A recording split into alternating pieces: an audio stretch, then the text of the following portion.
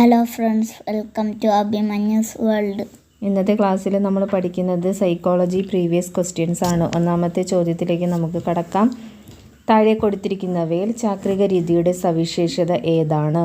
Option 3 ആശയങ്ങളുടെ കാഠിന്യം അനുസരിച്ചുള്ള ക്രമീകരണം. രണ്ടാമത്തെ ക്വസ്റ്റ്യൻ, പിയാഷെയുടെ വൈജ്ഞാനിക സിദ്ധാന്തത്തിലെ സംസ്ഥാപനം എന്ന ആശയം കൊണ്ട് അർത്ഥമാക്കുന്നത് എന്താണ്? പുതിയ അറിവുകൾ ഉണ്ടാകുമ്പോൾ നിലവിലുള്ള സ്കീമയിൽ ഉണ്ടാകുന്ന നവീകരണമാണ്. പിയാഷെയുടെ വൈജ്ഞാനിക സിദ്ധാന്തത്തിലെ സംസ്ഥാപനം എന്ന ആശയം കൊണ്ട് അർത്ഥമാക്കുന്നത് പുതിയ അറിവുകൾ ഉണ്ടാകുമ്പോൾ നിലവിലുള്ള സ്കീമയിൽ ഉണ്ടാകുന്ന നവീകരണമാണ്.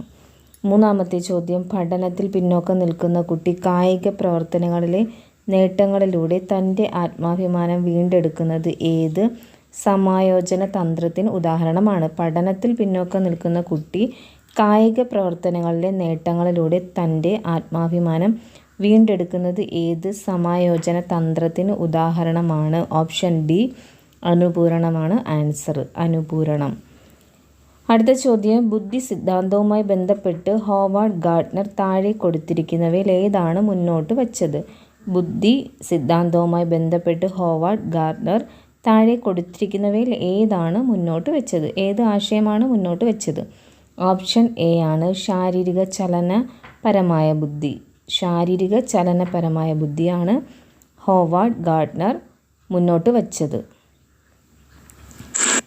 അടുത്ത ചോദ്യം, ശ്രമപരാജയ പഠന സിദ്ധാന്തവുമായി ബന്ധപ്പെട്ട 3 നിയമങ്ങൾ ഏതൊക്കെ?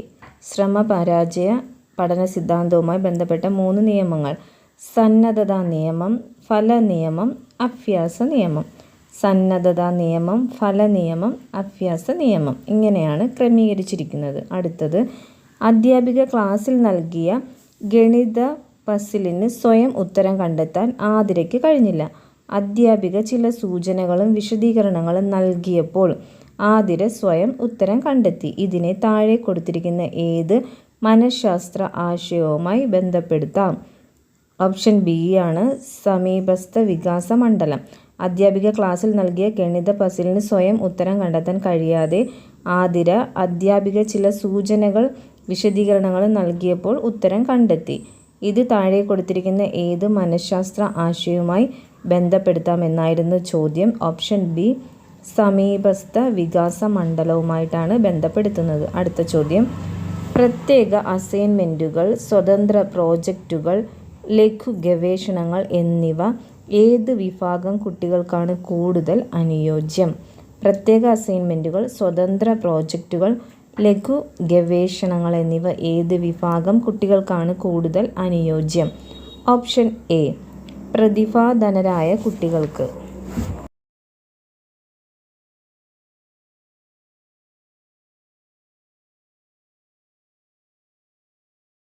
ഏത് മനഃശാസ്ത്ര ചിന്താധാരയാണ് മുന്നോട്ട് വെച്ചത്?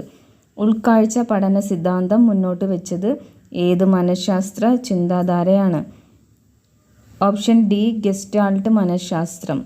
ഗെസ്റ്റാൾട്ട് മനഃശാസ്ത്രമാണ് ഉൾക്കാഴ്ച പഠന സിദ്ധാന്തം മുന്നോട്ട് വെച്ചത്. അടുത്ത ചോദ്യം, താഴെ കൊടുത്തിരിക്കുന്നവയിൽ വ്യക്തി വ്യത്യാസത്തിൽ ഉൾപ്പെടാത്തത് ഏത്? വ്യക്തി വ്യത്യാസത്തിൽ ഉൾപ്പെടാത്തത് ഏതെന്നാണ് ചോദ്യം. ഓപ്ഷൻ ബി സാമ്പത്തിക സാമൂഹിക സാഹചര്യങ്ങളിലെ വ്യത്യാസം. ഇതാണ് ഉൾപ്പെടാത്തത്. ഓക്കെ. അടുത്ത ചോദ്യം, ബ്രൂണറുടെ ആശയ രൂപീകരണ പ്രക്രിയ പിന്തുടരുന്ന ടീച്ചർ 5ാം ക്ലാസ്സിൽ ത്രികോണത്തിൻ്റെ പ്രത്യേകതകൾ പഠിപ്പിക്കുകയാണ്. ഒരു ഘട്ടത്തിൽ ത്രികോണം ABC-യിൽ A+B+C 180 ഡിഗ്രി എന്ന് ബോർഡിൽ എഴുതി. ഇത് ഏത് ഘട്ടത്തെ സൂചിപ്പിക്കുന്നു? പ്രതീകാത്മക ഘട്ടത്തെയാണ് സൂചിപ്പിക്കുന്നത്. അടുത്ത ചോദ്യം, താഴെ കൊടുത്തിരിക്കുന്നവയിൽ ബുദ്ധി മാപനത്തിന് ഉപയോഗിക്കുന്നത് ഏതാണ്? WAIS ആണ് ബുദ്ധി മാപനത്തിന് ഉപയോഗിക്കുന്നത്. ഓപ്ഷൻ എ ആണ് കറക്റ്റ് ആൻസർ.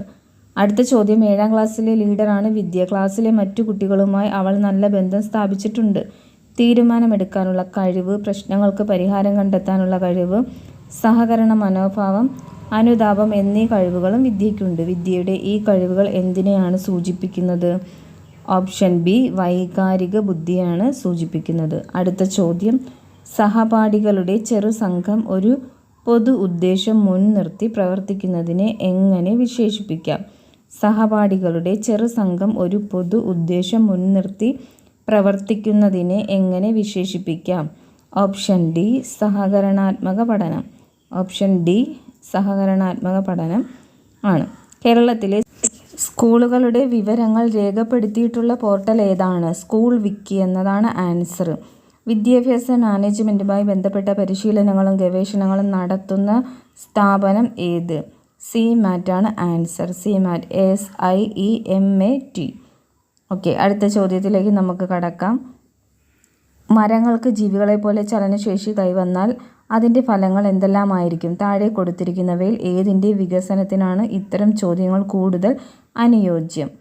ആൻസർ സർഗ്ഗപരതയാണ്. സർഗ്ഗപരത.